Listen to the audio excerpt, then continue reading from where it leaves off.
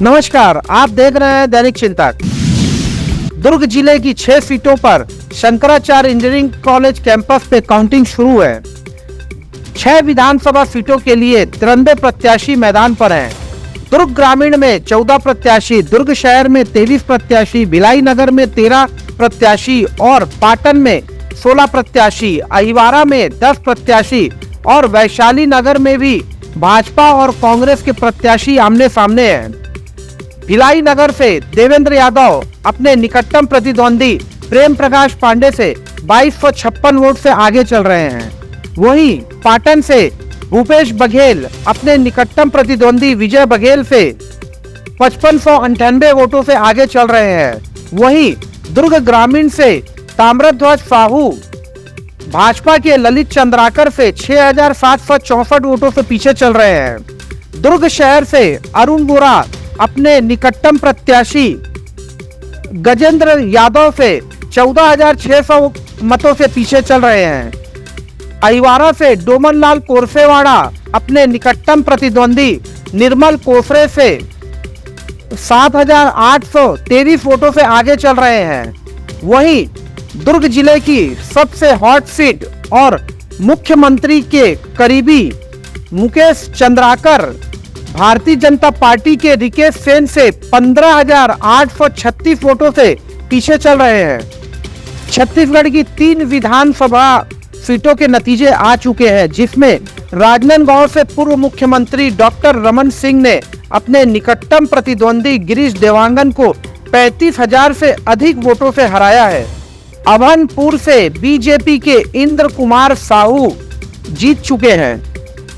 वहीं लुंड्रा से बीजेपी के प्रबोध मींच ने भी जीत हासिल कर ली है। छत्तीसगढ़ के लिए पूरे दिन है और मैंने लगातार रोज आपको अपनी बात कह रहा था पिछले 3-4 दिनों से कि भारतीय जनता पार्टी की स्पष्ट बढ़त एग्जिट पोल के रुझान में ही छुपा हुआ है और वो आज सत्य साबित हुआ। और मैं कहता भी था कि अंधेरा छटेगा, सूरज निकलेगा, कमल निकलेगा। कमल निकल चुका है छत्तीसगढ़ में और मध्य प्रदेश में और राजस्थान में। तीनों राज्यों में भारतीय जनता पार्टी की स्पष्ट बहुमत से सरकार का रुझान दिख रहा है।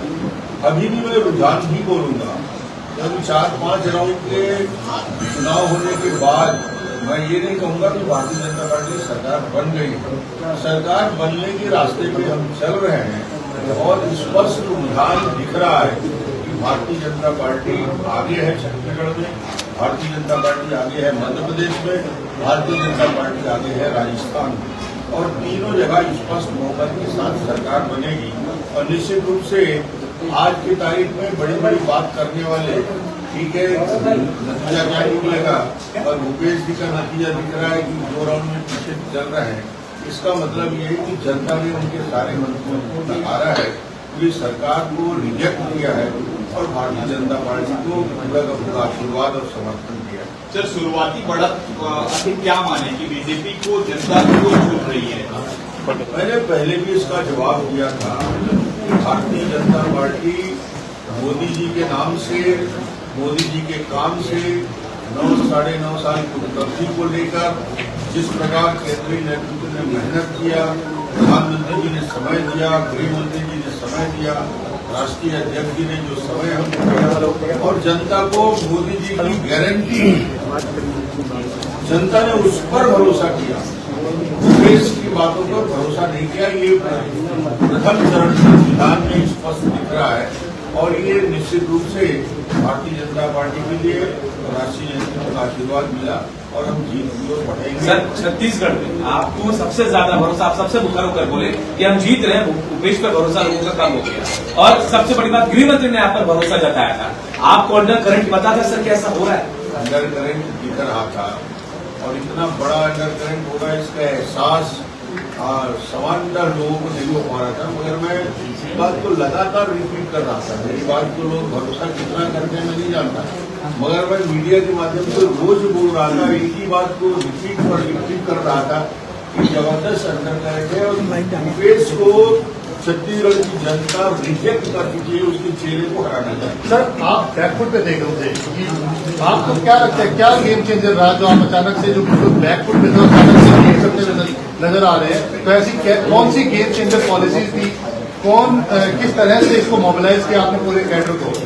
लीड डॉक्टर मैंने नहीं किया, लीड पूरे सामने किया, मैं भी मेहनत किया, हम सब ने किया और राष्ट्रीय नेतृत्व ने इतना समय दिया। मगर जैसे ही हमारी घोषणा पत्र जारी किया हमने और वो घोषणा पत्र में मोदी जी की गारंटी उसमें लग गया, उसके बाद जनता को 100% भरोसा हो गया कि भारतीय जनता पार्टी जो तरक्की उसको करती है। और मोदी जी की बात में और 15 साल, फिर मैं रिपीट करूंगा, 15 साल जो डेवलपमेंट के काम हमने किया था विकास की, उस काम को हम बढ़ रहा है। क्या आपको लगता है कि जो करप्शन था, जो भूपेश बघेल ने जो किया था लगातार एक के बाद एक करप्शन की जो चीजें सामने निकल करके आ रही थी, उसने भी बड़ा इम्पोर्टेंट रोल प्ले किया? बहुत बड़ा मुद्दा था भूपेश बघेल की करप्शन और लगातार वो शराब की घोटाला हो, कोयला का घोटाला हो, महादेव केव का मामला हो, पीएससी में भर्ती में युवकों के साथ कल किया गया वो घोटाला हो, महिलाओं के साथ जो इस प्रकार की खिलाफी किया गया वो बातें हैं। इन बातों को लेकर लोग देश के चेहरा को बदलना चाहते हैं। एक बात ये सामने आ रही थी कि बीजेपी जो है शहरों में अच्छा करेगी, लेकिन गांव में क्योंकि किसानों तक उनका पेनिट्रेशन इतना अच्छा नहीं है, तो क्या आपको लगता है कि आपकी जो योजनाएं हैं और जो आपकी बातें हैं वो ग्रामीण इलाकों तक भी पहुंच पाई है? पूरी महिलाओं ने और युवाओं ने जब से किया और किसानों ने भी किया। सर, आप मुख्यमंत्री बनेंगे अगर मौका मिलेगा, मुख्यमंत्री बनेंगे? ये पार्टी का निर्णय है, इसको ये हम लोग एक सामान्य कार्यकर्ता है, जब जैसे जो जवाबदारी दी गई उसका पालन किया, आगे जैसे पार्टी का निर्देश होगा और जिसको भी जवाबदारी दी जाएगी सब मिलकर उसको छत्तीसगढ़ में एक बेहतर सरकार बनाने का। आप अगली बार ये जिम्मेवारी संभालने के लिए तैयार हैं? मैं कहता हूँ ना, पार्टी मुझे हमेशा, मैंने कभी मांगा नहीं है, पार्टी जब जब जो जवाबदारी दी है उसका क्रियान्वयन मैं करता रहा हूँ। आगे क्या जवाबदारी देगी पार्टी के नेतृत्व। ये 9 मंत्री पीछे चल रहे हैं अभी, ये पूरी सरकार पीछे चल रही है। जब मुख्यमंत्री 2 राउंड में पीछे हो गया, इसका मतलब ये बता दिया कि जनमत उनके खिलाफ। दावे कर रहे थे, कई तरह के दावे थे, 75 बार तो आपने अभी भी कहा है। 75 की बात कर रहे थे और मैं कल भी आपको कहा था, मैंने आंकड़े भी बताए थे कि कांग्रेस कहाँ तक जाएगी और वो 40 भी क्रॉस नहीं है।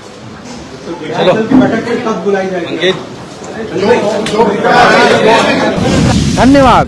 आप देख रहे हैं दैनिक चिंतक। आगे की खबरों के लिए जुड़े रहे हमारे साथ। हमारे चैनल को लाइक, सब्सक्राइब और शेयर करना न भूलें।